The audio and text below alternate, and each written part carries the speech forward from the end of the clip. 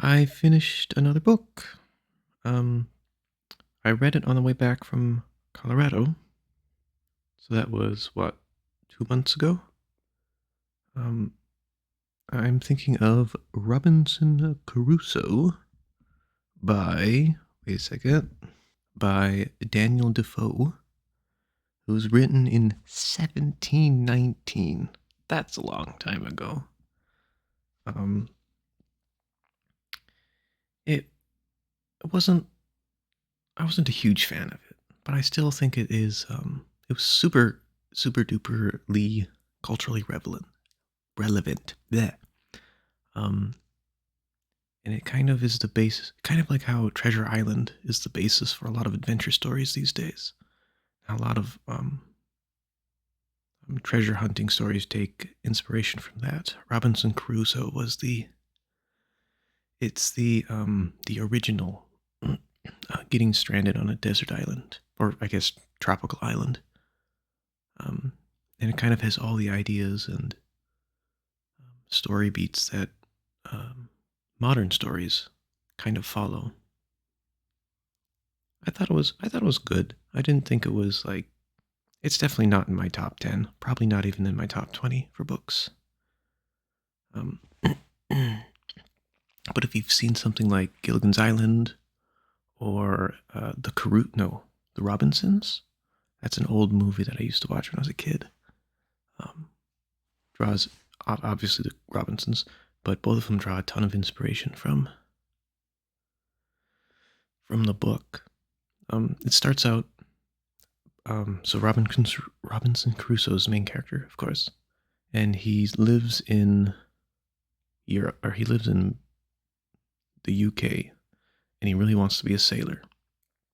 His father hates the idea and basically says, "If you do that, I'm banishing you from the family." But he does it anyways, and he has absolutely rotten luck.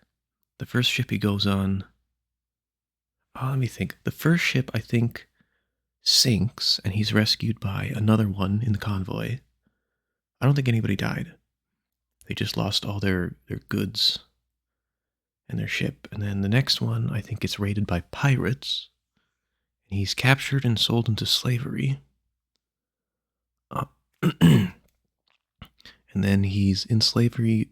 I can't remember where it was exactly. But obviously he hates it. And eventually he escapes. And he makes it to South America somewhere. Is it Brazil? It's been a bit. I don't quite remember. But he starts a plantation. And it's just him running it. And he's the only one tending the fields and all that stuff.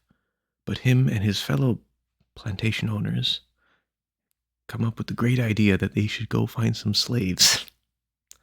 And I just think that's so funny to me that he was just a slave and he hated it and he writes about how much he hates it. And then he travels to South America and he's like, "Oh, I'm just going to get some slaves." Like, what?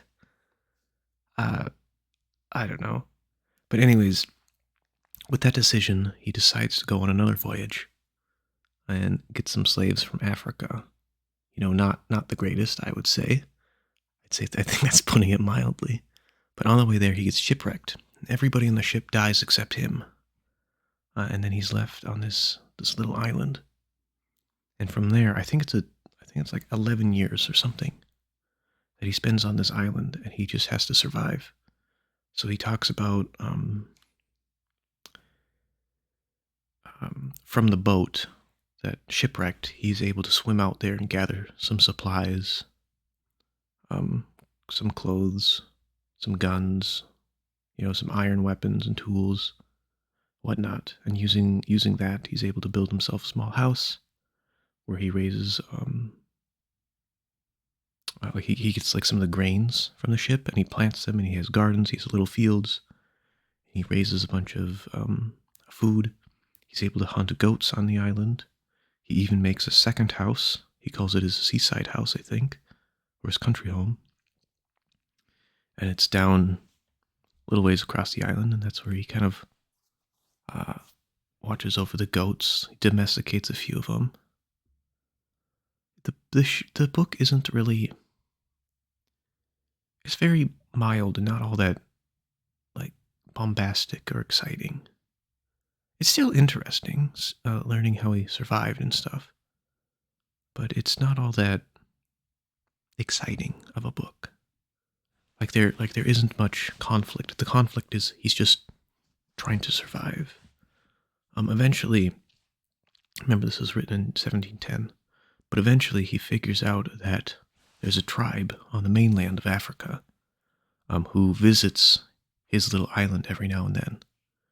He's not close enough, and he's not a shipwright, so he's not able to build his own canoe. He tried a couple times and he's failed. But so they visit his island sometimes, and then they have rituals where they consume their prisoners, I guess. So they're cannibals.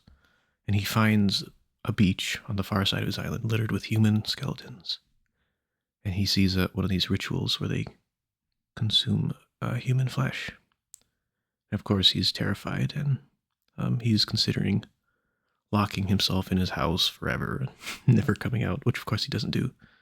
But after a while, the tribe visits his beach, and using his weapons and his guns, he's able to save their prisoners. And I can't remember if he kills all of them. Not the prisoners, the tribe who came over.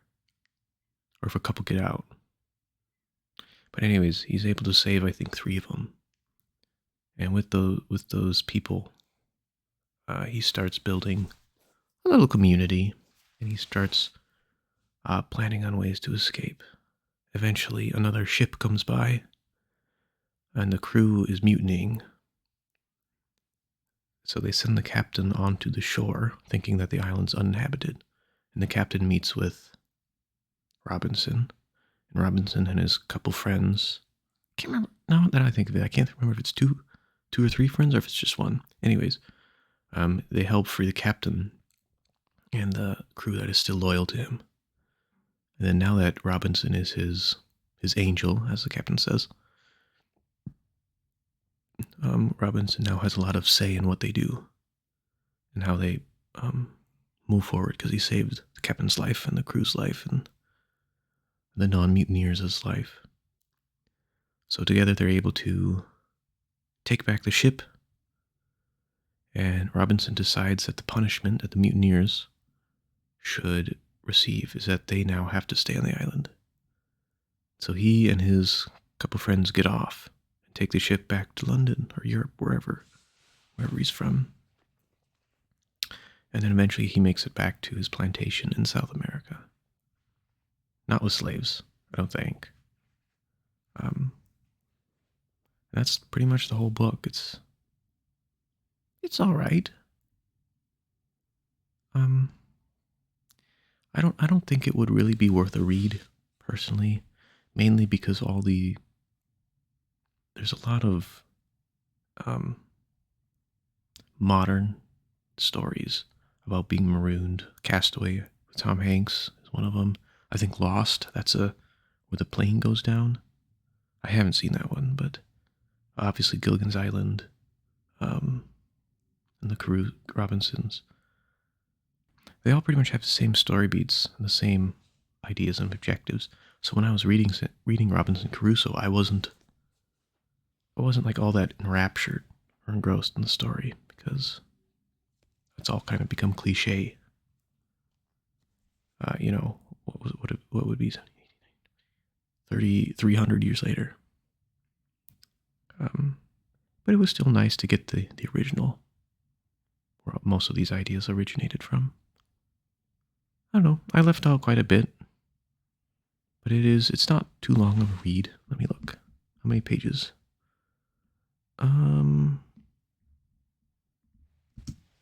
There's about 600 pages.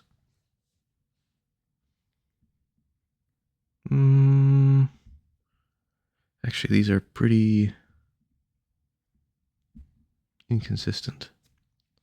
This one says 607, this one says 288, 240. In other words, it's not too long of a read. So if you wanted something